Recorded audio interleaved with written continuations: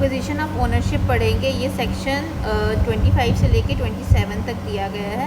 Acquisition of ownership by position मतलब लंबे समय तक कोई चीज़ को हम लोग एक्वायर करके रखते हैं, जैसे ओनरशिप को एक्वायर करके रखते हैं। तो हमको हम लोग मतलब कोई भी चीज़ है, कोई भी प्रॉपर्टी है, इमूवेबल प्रॉपर्टी है, उसको हम लोग बहुत लंबे समय तक अपने पास रखते हैं, तो उस पर हमारा ओनरशिप आ जाता है। मीन्स हमको उसको ओनरशिप मिल जाता है अगर कोई चीज़ को हम लोग बहुत लंबे समय तक एक्वायर करते हैं, ठीक है, बहुत समय तक यूज़ करते हैं, तो हम लोग को उसका ओनरशिप एक्वायर हो जाता है। इंट्रोडक्शन यही है कि पोजीशन जो है ना वो प्राइमा फेसी एविडेंस होता है ओनरशिप का। मीन्स जिस व्यक्ति के पास पोजीशन होता है ये माना जाता है उसी व्यक्ति के पास में ओनरशिप भी होगा।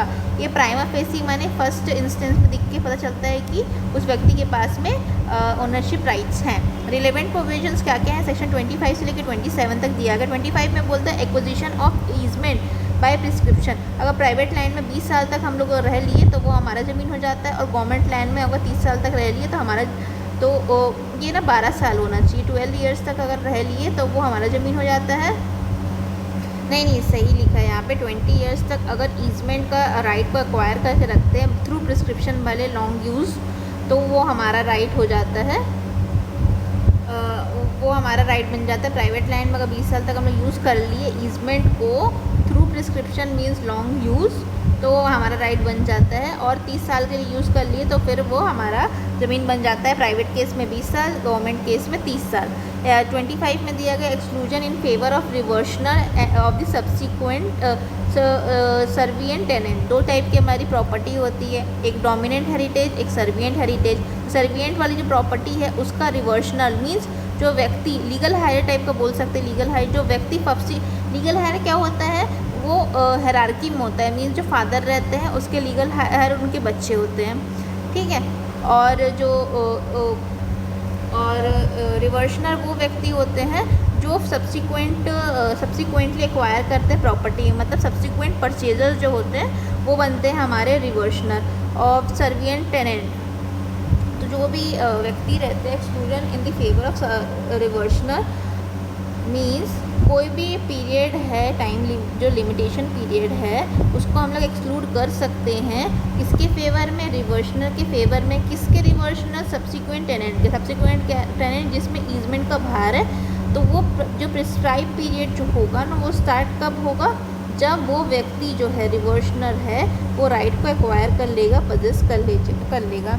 सेक्शन 27 बात करते हैं extinguishment of right of property.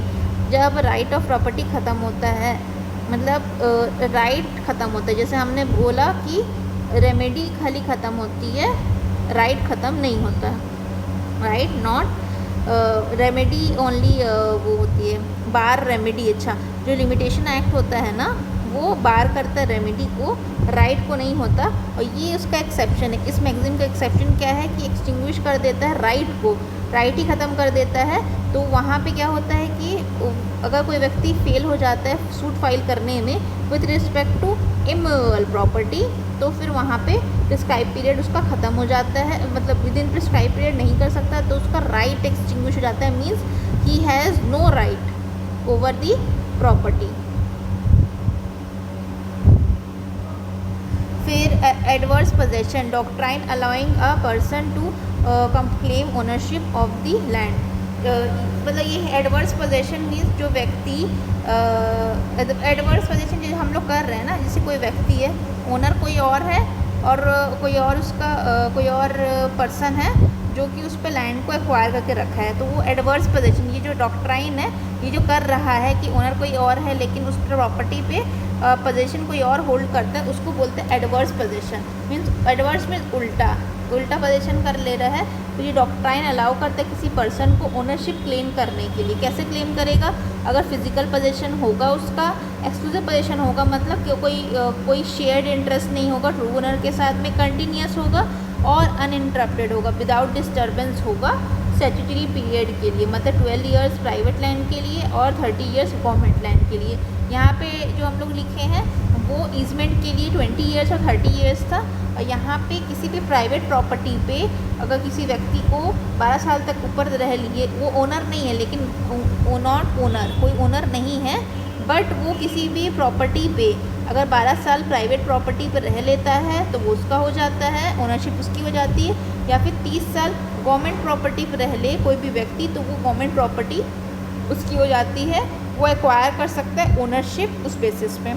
अब इसका रीज़न क्या है, जो हम लोग पढ़ रहे हैं, ये जो हम कॉन्सेप्ट पढ़ रहे हैं थ्रू पोजेशन ऑफ ओनरशिप वाला जो कॉन्सेप्ट पढ़ रहे हैं, उसका रीज़न क्या है? तो रीज़न यही है ताकि प्रोडक्टिविटी ऑफ द लैंड हो, मतलब लैंड हमेशा यूज़ में आए और वो हेल्प करे, मतलब फैमिली इनकम बढ़ाए, एम्प्लॉयमेंट टाइप से, मतलब फैमिली इनकम में लोगों के काम आए, वो प्रोडक्टिविटी बढ़ा दे। ठीक है, पनिश करना उसको जो वैसे ओनर को जो हमारे अपनी ज़मीन को राइट्स को प्रोटेक्ट नहीं कर पाते, उस ज़मीन को छोड़ देते हैं या फिर उसको प्रोटेक्ट नहीं करते, निगलेक्ट कर देते हैं, उस वैसे ओनर्स को पनिश करना। क्योंकि हमारा कॉन्सेप्ट हमने पढ़ा विजिलेंटिबस नॉर विजिलेंटिबस नॉर डॉर्मेंटिबस जूरा सबनीनियन। कहाँ पढ़े थे हम? अभी थोड़ी देर पहले पढ़े थे। जो विजिलेंट रहता है, जो व्यक्ति विजिलेंट रहता है, उसको ही हम लोग विजिलेंटिबस नॉर डॉर्मेंटिबस जूरा सबवीनियन, मतलब जो लॉ हमेशा उसको प्रोटेक्ट करता है जो विजिलेंट है, अवेयर है, उसको प्रोटेक्ट नहीं करता जो अपने राइट्स पे सोते रहते हैं। तो यही कॉन्सेप्ट को आगे बढ़ाते हुए यहाँ बोला गया है कि उसको पनिश करना जो ओनर अपनी प्रॉपर्टी को प्रोटेक्ट नहीं कर रहे और कंट्रीब्यूट टू द इकोनॉमी। अगर कोई भी व्यक्ति प्रोडक्टिविटी करेगा, उसको रेंट पे लगाएगा तो टैक्स देगा, फिर उसको कुछ बेचेगा तो टैक्स देगा, मतलब उस प्रॉपर्टी को इस्तेमाल हो जाएगा ना। ओनरशिप चेंज होगी तो कुछ ना कुछ और काम में आ जाएगा। अगर उस पर्टिकुलर लैंड में कोई चीज़ अगर बनती है तो वो फिर टैक्स के फॉर्म में गवर्नमेंट को मिलती है, तो वो इकोनॉमी में कंट्रीब्यूट करता है।